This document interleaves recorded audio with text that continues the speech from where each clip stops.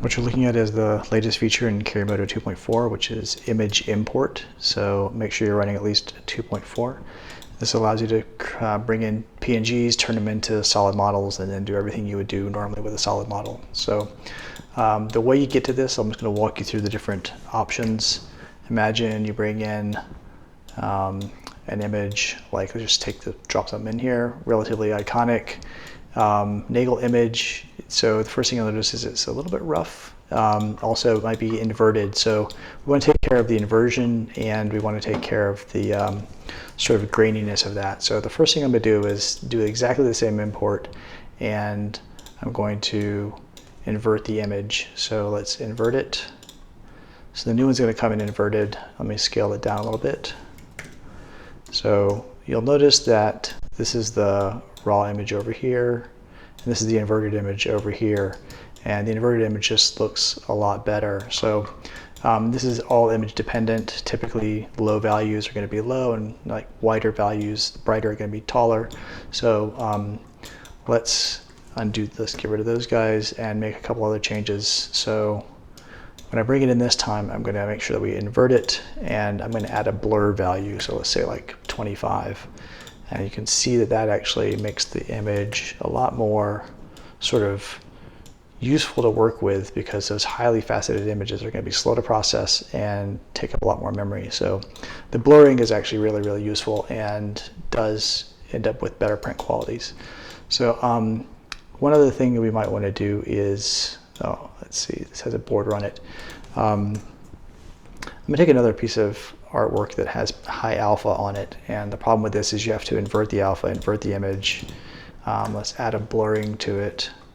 So this brings in this image. The only problem is that the base of it is really, really thin. So if we slice this image, it's actually going to end up with no base on it. And so there's an option for that. If there's no natural base on this image, we're going to have to add one. So this is what happens without a base. That's not super useful for us, so that's what the base option is. I'm going to bring in this image again, and I'm going to add a base to it. So you can see the big image now has a base on it, and this is the base here. So you can see that it's got some depth to it. So we're going to want to do that. And the last thing is, it's sometimes useful to have a border on an image. So let's bring this in another time and add a border. Add the blur, add the base, add the border. So there we go, we have a border on the image. You'll notice that the border is a little bit beveled, and that is because the blurring that's applied to the image is also applied to the border. The border is pixels just like the rest of the image. So that's how this is processed. And once you've got this in, you can do all the normal stuff that you would do with an image or a solid model in Kiri Moto.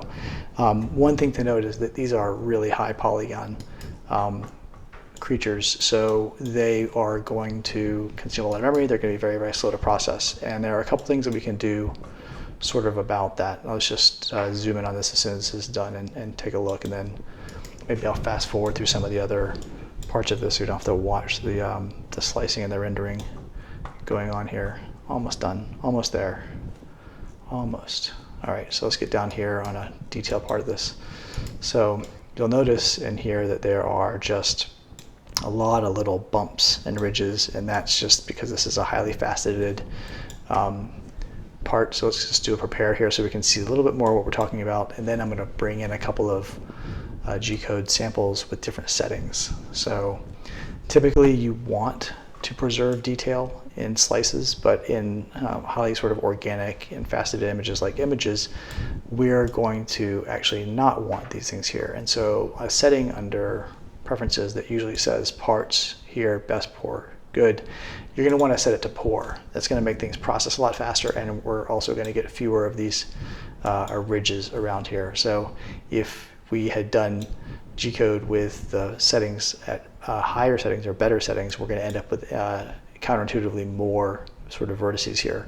And the thing about that is that G-code is going to be very, very different. So in this case, going from good to poor will cut the G-code in half, the resulting file size in half, and be a lot friendlier for your printer. So test it out, let me know how it works for you. and sort of excited to share this. I look forward to your feedback, and thanks for watching.